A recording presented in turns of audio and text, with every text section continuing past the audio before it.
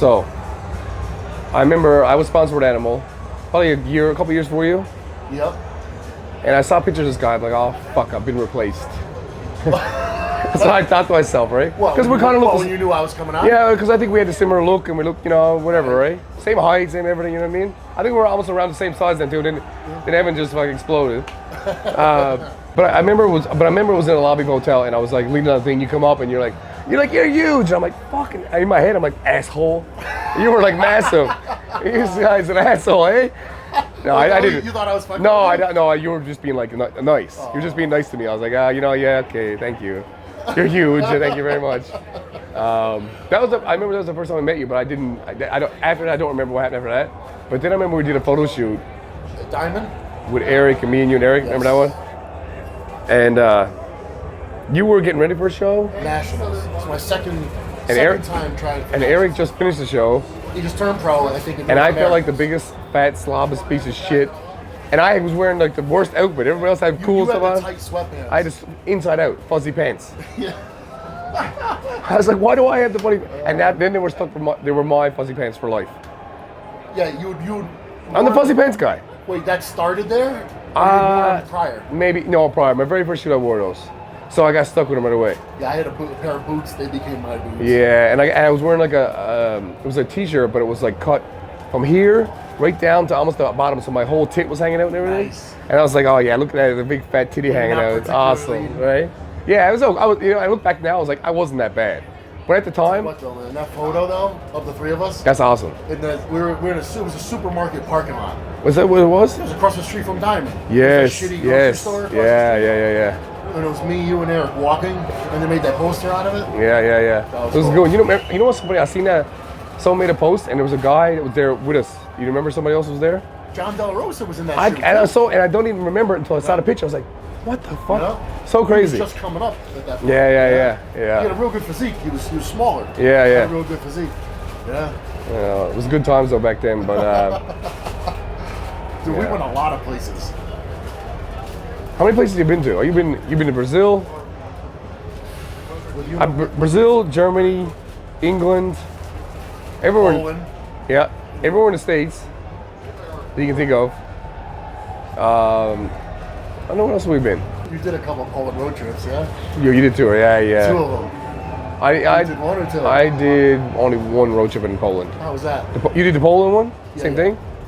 I don't know. Maybe. Power tour. Oh, dude. So we did the FIBO. Yeah. So the expo, tired. It's like you get tired. As soon as you're done. FIBO's fucking brutal. Yeah. Because it's 4 days, right? Well, first of all, you fly over, so it's a long trip. Yeah. You get there, and then it's Thursday, Friday, Saturday, and Sunday. Yeah. And they're not even 8-hour days. They're like 9-hour days. Yeah. Obviously, nobody really speaks English. And it's, it's for anybody who's never worked an expo, complaining about it, you sound like a pussy. Because you're like, oh, what you have to do is shake hands, stand all day, smile. But honestly, between just the fact that you're standing in one spot, which actually is really wearing, as opposed to walking around. Yeah. And then honestly, dude, all the noise and all the racket, actually really, all that sensory. Because by the time I get back to my hotel, I'm like, absolutely. Shot. And then I was like, oh, it's 8 a.m. I gotta go do it again. You know what's so funny? This is not even a big deal, but I remember it's so funny because I was there the first time. And someone said, asked me to sign a picture. I was okay. And they had a cigarette and the ashes were falling on the picture while I was signing it. I'm like, this is different. And back in Cuba, they used to allow people to smoke inside. Yeah. But we did work the whole weekend. And then you have to get, I don't know if you guys did the exact same things we did, but he picked you up in a van. Oh, yeah. And we drove to Poland. Straight to Poland. And that's not a good drive. No. That was not a good drive. It's like 9 hours. And I remember it was like, as soon as we got there, without going to your hotel, you had to go right to a store. I'm like, dude, come on, man. Like, I haven't eaten, I haven't done anything, I haven't slept, I haven't everything. And they expect you to perform. Okay, the only thing I didn't like I like Brazil. I went to Brazil, I like Brazil. Yeah. But I remember I went there the first time and I was in pretty good shape. Take your shirt off, and I actually got on stage and guest pose and everything. I was like, it's okay. Wait, FIBO or Brazil? Brazil. Yeah. And I was like, I don't care because I'm in good shape. Yeah. And then I went again, and it was like, off season, and I was like, not even really training at the time and whatever. And so I had like a long sleeve shirt on, but I had it pulled up to here, and I had a t-shirt on, trying to cover up as much as possible, trying to look big. And then people were like asking me to take my clothes off, and like even the people were like getting upset that I wasn't like showing skin. And I'm like, story. Like, I mean, I don't know if they realize that you're not always, 300 pounds. I'm not always shredded. I'm not always, you know what I mean? It's like, I mean, look, I think. well, besides you. No. Sometimes people's expectations are unrealistic. What they don't realize is that ultimately, when people talk about the sport of bodybuilding being unhealthy in some ways, a lot of it, it's not terribly unhealthy to do something for a short period of time. Yeah. Push your body, whatever you have to do.